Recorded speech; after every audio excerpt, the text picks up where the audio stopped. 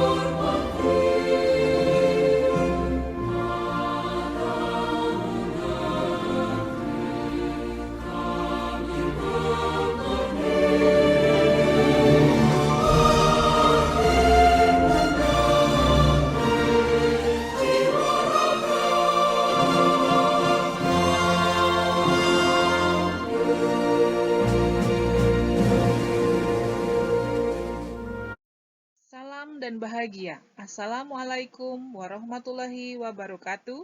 Salam, damai sejahtera, Om Swastiastu, Namo Buddhaya, salam kebajikan, rahayu untuk kita semua di ruang kelas ini. Selamat datang kembali, selamat tahun baru. Kita bertemu lagi dengan inovasi pembelajaran IPA Biologi di era Merdeka Belajar. Bahasan kita kali ini adalah bioteknologi konvensional dan pembelajaran IPA Biologi berbasis proyek. Saya, Dewi Fitrianti, SPDSI, Guru IPA SMP Negeri 4 Kelari, dan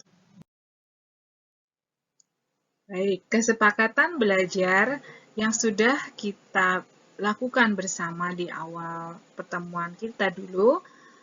Pertama, semua murid fokus mengikuti pembelajaran selama kegiatan pembelajaran berlangsung. Kedua, semua murid memiliki kesempatan untuk berpendapat. Ketiga, menghargai sesama murid. Keempat, pada saat ada yang berbicara, semua mendengarkan. Kelima, berpendapat setelah dipersilahkan.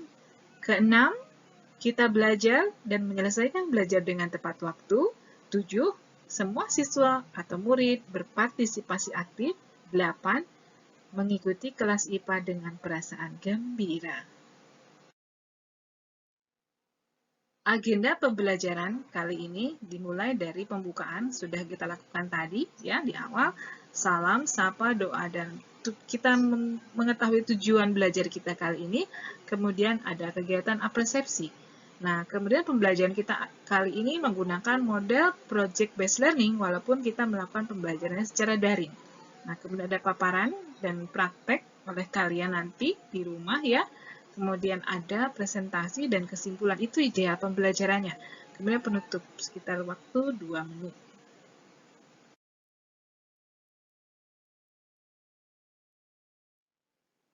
Kompetensi dasar dan tujuan pembelajaran kali ini. Pertama, kompetensi dasar, yaitu pada 4.7. Membuat salah satu produk bioteknologi konvensional yang ada di lingkungan sekitar. Tujuan pembelajarannya, pertama, murid dapat membuat langkah kerja pembuatan produk bioteknologi konvensional dengan tepat. Kedua, murid membuat satu produk bioteknologi konvensional dengan benar. Ketiga, murid menyajikan produk bioteknologi konvensional dalam bentuk satu karya dengan benar pula. Nah, siswa dapat memilih karya yang sesuai dengan minat murid itu juga. Jadi karyanya dipilih sesuai dengan minat murid. Misalnya produk makanan, laporan, poster, infografis, flowchart, lagu, video, puisi, ataupun komik.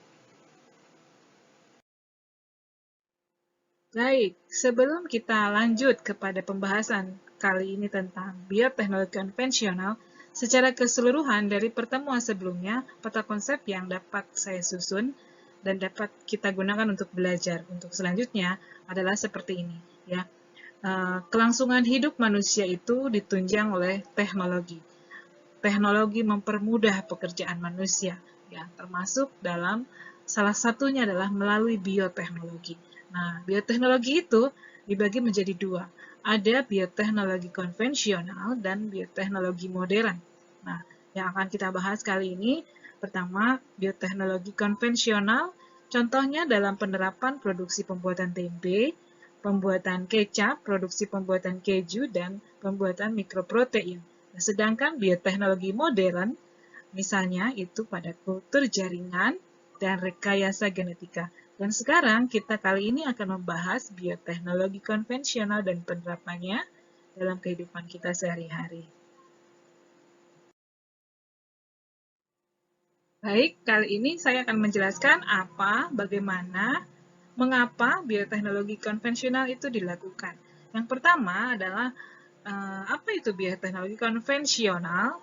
Ya, pengertiannya di sini, bioteknologi konvensional adalah memanfaatkan mikroba atau mikroorganisme untuk menghasilkan atau mengubah pangan sehingga meningkatkan nilai produk pangan itu sendiri. Nah, di sini dicontohkan ada foto kedelai ya. Foto kedelai ini diubah menjadi tempe dengan bantuan mikroorganisme. Nah, mengapa menggunakan bioteknologi konvensional? Nah, tuntutan kehidupan antara lain contohnya, jumlah penduduk di Indonesia itu semakin hari semakin bertambah.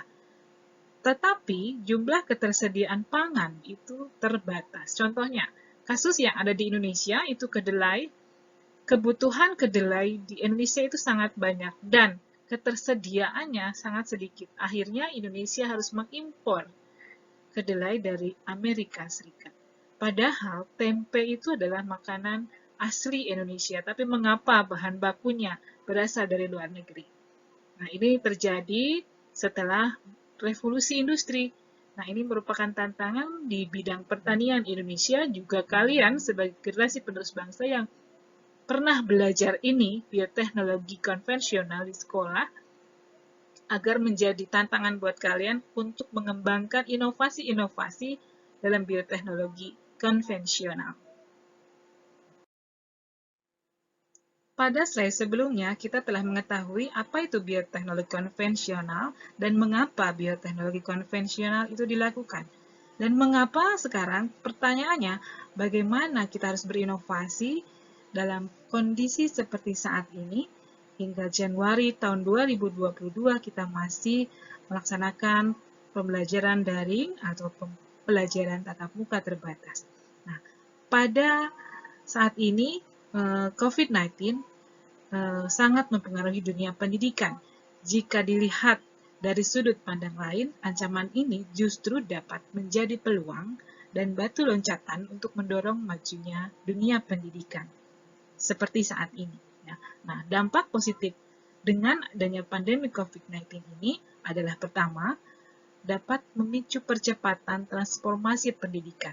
Catatannya di sini, penggunaan teknologi pendidikan seperti saat ini, kita menggunakan media ini, penggunaan teknologi dalam pendidikan selaras dengan perkembangan era revolusi industri 4.0 yang terus berkembang maju. Nah, kedua, keterbatasan justru menjadi pemicu muncul kreativitas tanpa batas. Nah, pandemi COVID-19 ternyata menimbulkan ide-ide baru. Para guru berupaya menemukan cara dan metode belajar untuk mata pelajaran yang berbasis praktek ya, maupun beraktivitas fisik.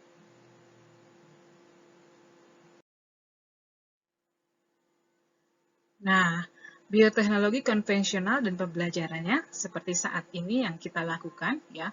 Pandemi itu memberikan tantangan, merupakan tantangan buat para guru, bagi para guru, juga kalian sebagai generasi muda penerus bangsa Indonesia untuk melakukan inovasi riset baru yang bermanfaat dalam pemenuhan kebutuhan umat manusia, yaitu pemenuhan kebutuhan pangan.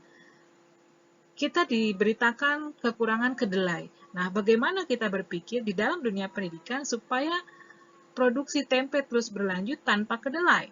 Nah, ini kan dengan adanya kebijakan PPKM oleh pemerintah sampai saat ini, kita juga melakukan pembelajaran tatap muka terbatas mengakibatkan kegiatan bioteknologi konvensional membuat tempe yang terbatas waktu, sterilisasi bahan. Nah, pemanasan bahan ini tidak bisa dipraktikkan di sekolah. Nah, oleh karena itu, kalian melakukan prakteknya di rumah, masing-masing dengan alat bahan dari lingkungan kalian masing-masing. Nah, bahan-bahannya apa saja?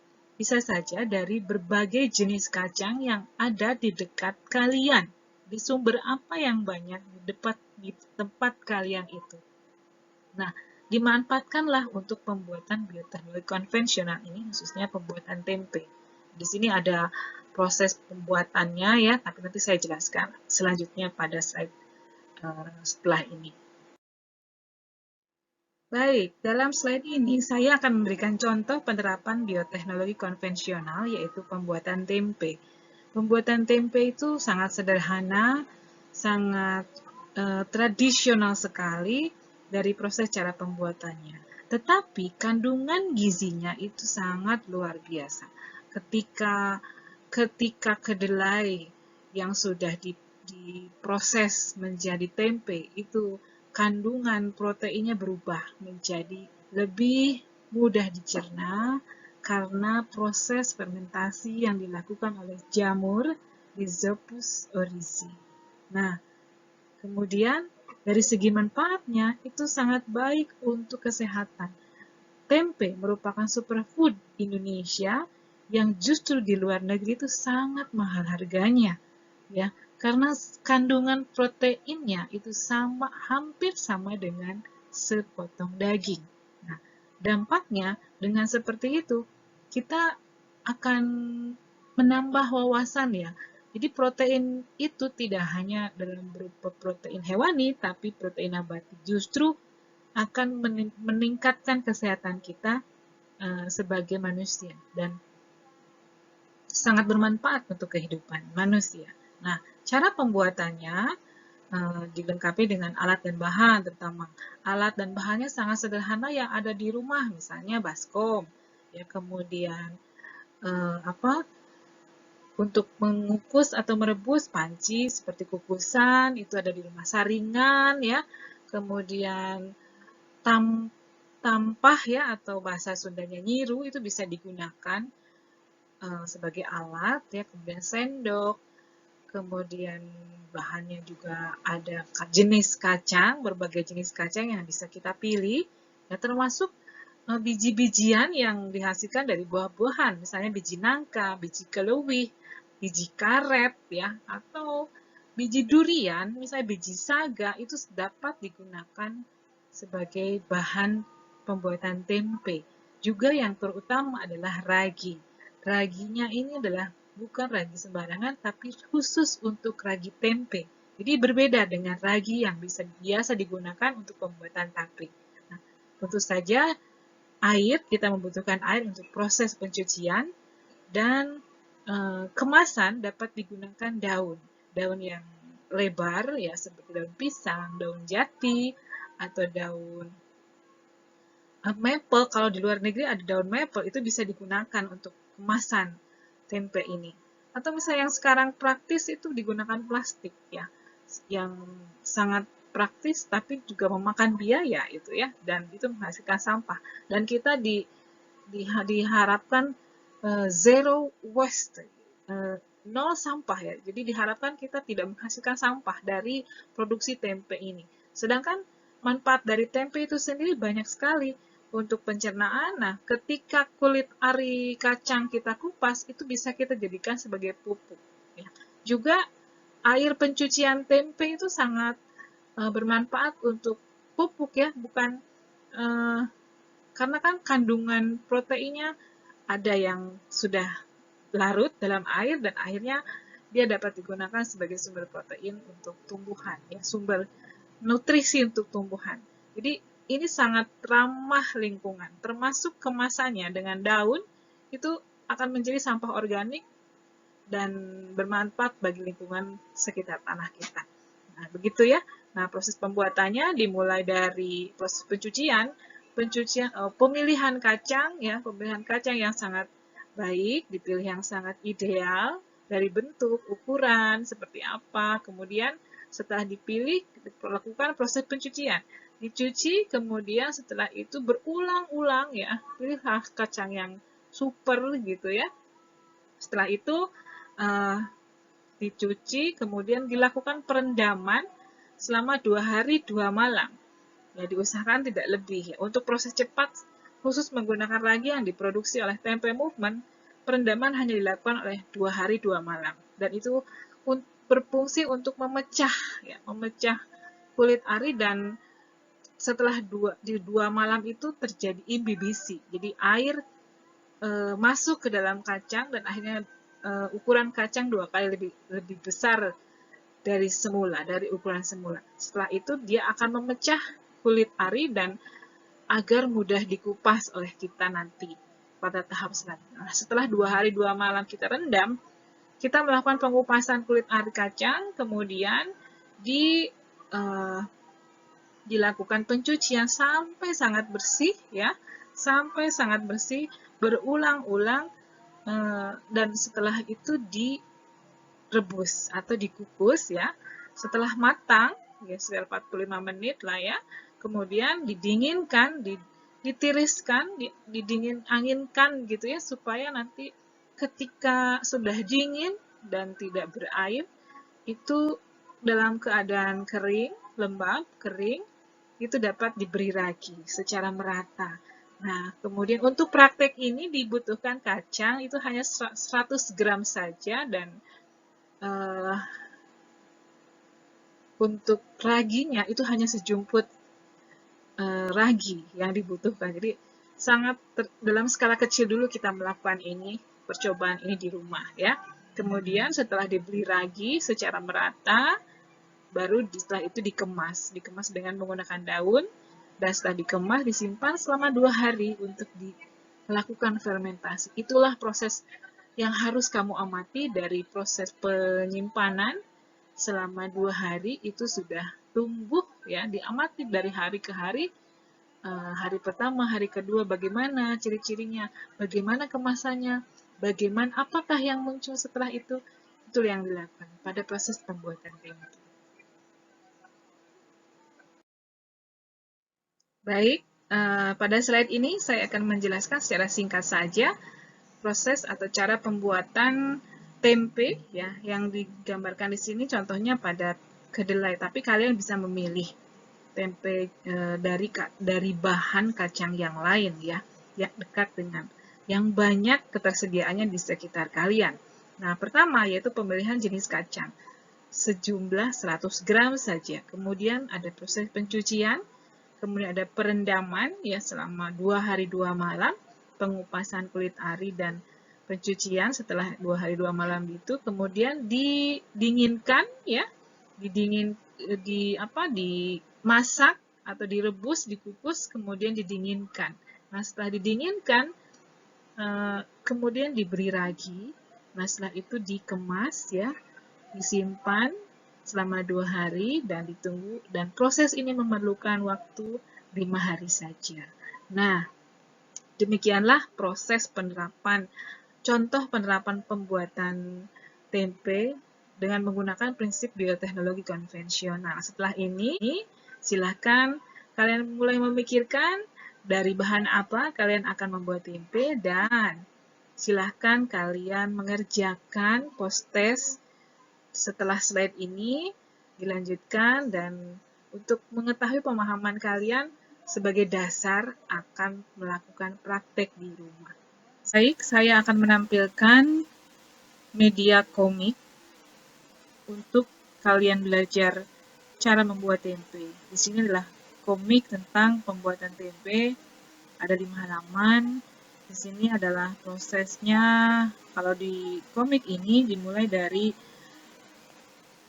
ragian ya, bagaimana ragi itu dicampurkan ke dalam kacang, kemudian dikemas, menggunakan plastik, daun atau kemasan yang ada di rumah, kemudian diratakan sampai dikemasnya dalam bentuk yang lain atau segitiga, juga bahan yang berbeda. Yang biasanya dari kedelai kita pilih dari kacang merah misalnya atau kacang hijau, dan bentuk pun bisa berubah, bisa berbeda-beda sesuai dengan imajinasi kalian. Dapat berupa segitiga atau kotak atau persegi panjang seperti itu ya. Ini juga dari kacang hijau bisa digunakan ya untuk membuat tempe. Demikian tentang komik ya, komik tempe. Semoga kita bisa membuatnya di rumah. Baik, kali ini saya akan menampilkan video tutorial pembuatan tempe dari YouTube channel Tempe Movement Indonesia yang dapat kalian ikuti dan dilakukan di rumah ya. Ini saya tidak menggunakan volumenya karena saya akan menjelaskan ini sambil menjelaskan. Nah, baik. Nah, pertama kita menyiapkan air ya dalam panci. Kemudian kita masukkan kacang yang akan kita buat ke tempe itu untuk direndam ya. Dengan bantuan zat asam ya di sini untuk melunakkan kulit ari kacang. Bisa juga kacangnya dicampur dengan kacang hijau. Ya, jadi ada dua jenis kacang yang masuk di sini, dan ini kemudian ditutup ya, direndam selama 2 malam. Kemudian dicuci ya, dicuci bersih. Nah, setelah direndam kemudian kulitnya akan mengelupas seperti ini ya. Dipisahkan antara kacang dengan kulit arinya. Setelah dicuci bersih berulang-ulang, kemudian kacangnya direbus. Ya, direbus. Kemudian diangkat ya. Diangkat ke dalam tempat yang ada aerasi udaranya. Jadi seperti ini ya, namanya apa sih? Boboko ya. Kalau orang Sunda bilang itu boboko, seperti ini. Nah, kemudian dialas dengan lap tangan supaya dingin ya, dan airnya mengendap pada itu. Kemudian didinginkan, anginkan. Nah, setelah dingin itu kita baru memberi ragi ya, jadi sedikit saja. Untuk ukuran 100 gram itu 1 ujung sendok cukup.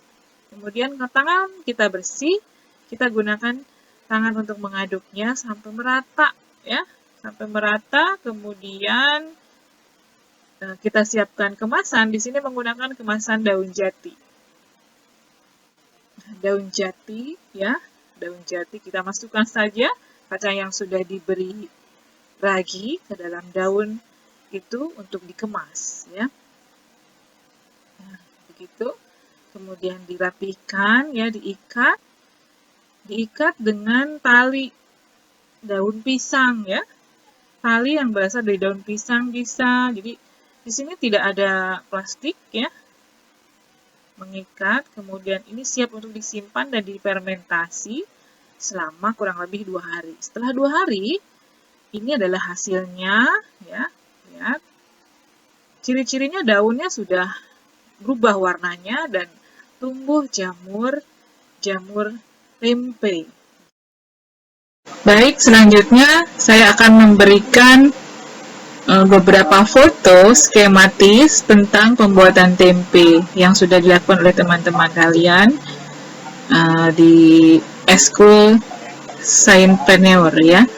Ini ada skema ya. Ini jenis kacangnya, kacang hitam, kacang merah, dan kacang koro ya di sini. Kemudian ada jagung juga. Nah, ini langkahnya. Lihat alur tanda panahnya ke sini. Ini direndam ya, kemudian direbus juga dikukus. Setelah itu anginkan, kemudian diberi ragi, lalu dikemas. Nah, dikemas segitiga seperti ini oleh daun, dan hasilnya seperti ini. Baik ya, foto ini dikembangkan menjadi video. Silahkan disimak baik-baik. urut-urutannya.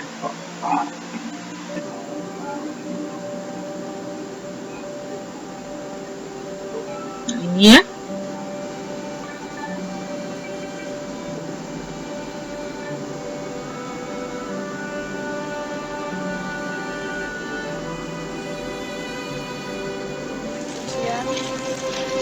Kacang,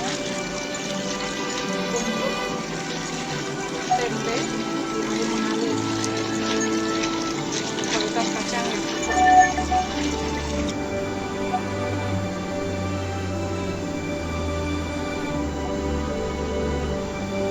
Ini proses perebusan, ya. Setelah direbus, didinginkan. Nah, ini kacang merah yang besar. Kemudian ada kacang merah yang kecil, ya. Bisa juga kita gunakan. Ada kacang hijau.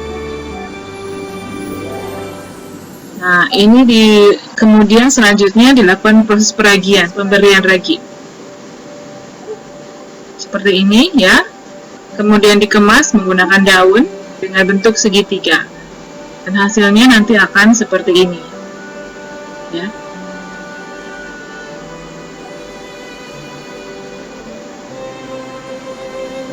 Setelah dilakukan fermentasi selama 2 hari, nanti akan menghasilkan, namanya segitiga itu bentuknya tempe sumpil, ya.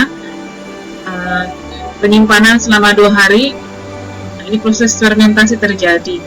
Dan inilah hasilnya, ya. Tempe sangat cantik dalam bentuk segitiga. Nah, ini proses pengemasan menggunakan plastik, ya. Dengan catatan plastiknya harus dilubangi. Dan ini hasilnya. Tadi kombinasi kacang, ini setelah digunakan seperti ini dan dapat kita olah. Terima kasih. Assalamualaikum warahmatullahi wabarakatuh. Untuk pelaporan praktek pembuatan tempe, yaitu murid menyajikan produk buah teknologi konvensional dalam satu bentuk karya dengan benar. Murid dapat memilih salah satu sesuai minat murid. Misalnya produk makanan itu sudah jelas, kemudian laporan, tulisan tangan, ya, poster, infografis, flowchart, lagu, video, puisi, atau komik. Silahkan bagi yang membuat poster, kamu bisa berkonsultasi dengan guru seni budaya.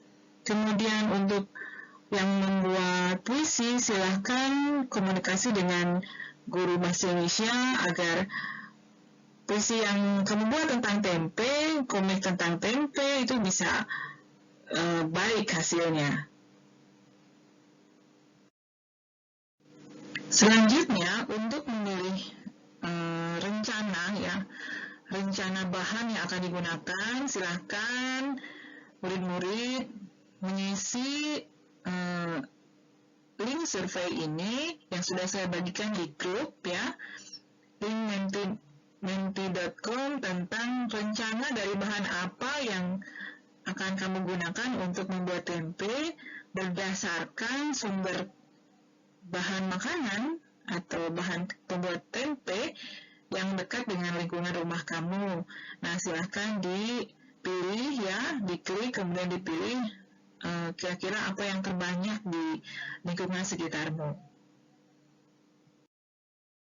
Nah, selanjutnya, untuk rencana laporan pun, kalian bisa memilih, ya, sesuai dengan minat kamu. Mau membuat dengan laporan bentuknya seperti apa, tadi sesuai dengan tujuan pembelajaran, ya. Kamu bisa memilih salah satu model laporan yang kamu minati atau kamu sukai, kamu paling percaya diri untuk menampilkannya dalam bentuk laporan yang pembuatan tempe ini. Baik, terima kasih. Nanti saya laporkan hasilnya seperti apa, ya. Ini adalah menti.com yang menanyakan tentang laporan hasil praktek pembuatan tempe yang dikumpulkan dalam bentuk apa. Ini saya tanyakan, kita tanyakan kepada murid, ini hasilnya seperti ini. Jadi anak-anak murid-murid memilih dengan foto, di laporan dengan berupa foto ada 20 orang, untuk kelas itu, dan ada 1 orang yang menggunakan video, dan 4 orang menggunakan pola presentasi. Jadi saya tidak menekankan anak untuk menggunakan satu laporan jenis gitu, satu jenis laporan, tapi memilih sesuai dengan bakat atau minat mereka untuk yang produk ini ya, dengan menggunakan mentimeter.com. Pertanyaan selanjutnya yang saya berikan adalah apa rencana bahan yang dipilih untuk membuat tempe dari kalian ya. Di sini ada kacang hijau, kacang tanah, jagung, kacang merah, biji nangka. Jadi mereka memilih sesuai dengan, silakan kalian memilih sesuai dengan tempat tinggal kalian. Bahan apa yang banyak di dekat kalian. Jadi di sini ada 15 orang yang memilih dengan kacang tanah, 11 orang menggunakan kacang hijau, 5 orang menggunakan jagung, 2 orang menggunakan kacang merah, dan 1 orang menggunakan biji nangka. Tadi sudah ada cara pembuatan tempe ya, skematis. Sudah diperhatikan anak-anak? Apakah sudah diperhatikan anak-anak? Halo? Ada yang mencatat? Atau mendengar saja? Mendengar saja. Baik, tidak apa-apa ya. Nah, sekarang kita lanjut ya. Nanti untuk mengamati ini kayaknya belum maksimal ya. Jadi kita lanjut dulu. Anak-anak perhatikan lagi ya. Perhatikan lagi paparan videonya. Kemudian kalau bisa boleh ditulis, kalau video tidak apa-apa, ini ada rekamannya nanti ya. Lanjut ya.